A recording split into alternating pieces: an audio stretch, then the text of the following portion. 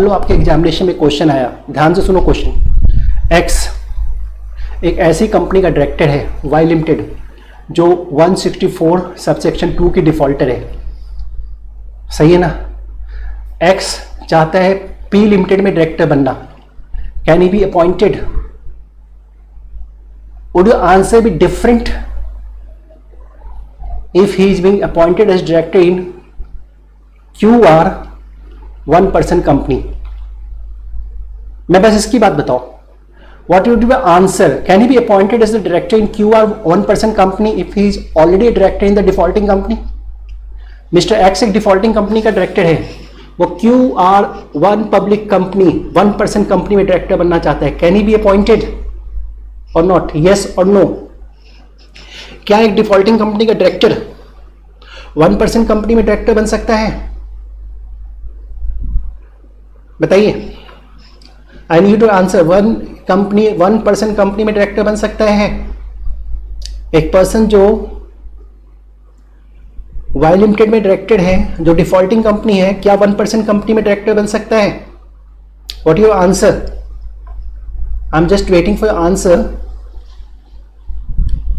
सोच रहे हैं? सोचिए मत, फटाफट आंसर दीजिए। You don't have the time. He can not be appointed in OPC. He can not be appointed in OPC. बाकी लोग आंसर नहीं दे रहे। वन ओपीसी में डायरेक्टर नहीं बन सकता। भाई अगर कुछ अलग आंसर होता तो मैं आपको ऑलरेडी पढ़ाया होता। आप एग्जामिनेशन जाके कहेंगे अरे ये तो पढ़ाया ही नहीं। अरे नहीं पढ़ाया तो इसका क्या मतलब हुआ कि सेम चलेगा जो दूसरी कंपनीज पे चलता है, सही है ना। अब पूछूं, एक्स अगर वाई लिमिटेड कंपनी का डायरेक्टर है जो कि डिफॉल्टिंग कंपनी है, क्या वो गवर्नमेंट कंपनी में डायरेक्टर बन सकता है? क्या वो गवर्नमेंट कंपनी में डायरेक्टर बन सकता है? वेदर यस और नो? क्या वो गवर्नमेंट कंपनी, क्या एक डिफॉल्टिंग कंपनी का डायरेक्टर गवर्नमेंट कंपनी में डायरेक्टर बन सकता है? यहां भी नो होगा। किसी का भी पूछ लो, कहीं का भी पूछ लो। और पूछो, मिस्टर एक्स डायरेक्टर है वाई लिमिटेड में जो डिफॉल्टिंग कंपनी है, क्या वो फॉरेन कंपनी में डायरेक्टर बन सकता है? मिस्टर एक्स जो वाई लिमिटेड का डायरेक्टर है, वाई लिमिटेड एक डिफॉल्टिंग कंपनी है, क्या वो फॉरेन कंपनी का डायरेक्टर बन सकता है? क्या वो फॉरेन कंपनी का डायरेक्टर बन सकता है? आपका आंसर इस पे जानना चाह रहा हूं मैं।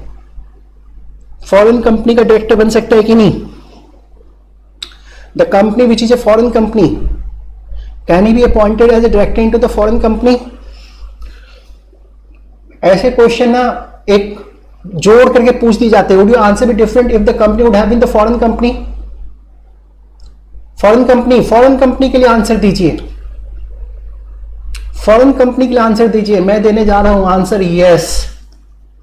आंसर यस, फॉरेन कंपनी में बन सकता है। पूछोगे कैसे? क्योंकि फॉरेन कंपनी वो कंपनी होती है जो इनकॉर्पोरेटेड आउटसाइड इंडिया होती है, प्लेस ऑफ बिजनेस इंडिया में होता है, ठीक है ना। फॉरेन कंपनी के ऊपर ना इंडिया के सारे कंपनीज एक्ट का प्रोविजन, कंपनीज एक्ट का सारा प्रोविजन नहीं लगता, लिमिटेड प्रोविजंस लगता है जो अकाउंटिंग से रिलेटेड है। सारा प्रोविजंस नहीं लगता, वो इनकॉर्पोरेटेड है अमेरिका में। अमेरिका वालों को क्या प्रॉब्लम है अगर इंडिया की कंपनी का फाइनेंशियल फाइल नहीं किया है तो, सही है ना। फॉरेन कंपनी, देखिए आप रीजन बताता हूं क्यों फॉरेन कंपनी में डायरेक्टर बन सकता है। सोच के देखिए, कंपनी चेक किसके ऊपर लगती है? कंपनी चेक किसके ऊपर लगती है? कंपनी के ऊपर, कंपनी के ऊपर लगती है ना। मुझे बताओ, क्या माइक्रोसॉफ्ट कंपनी है?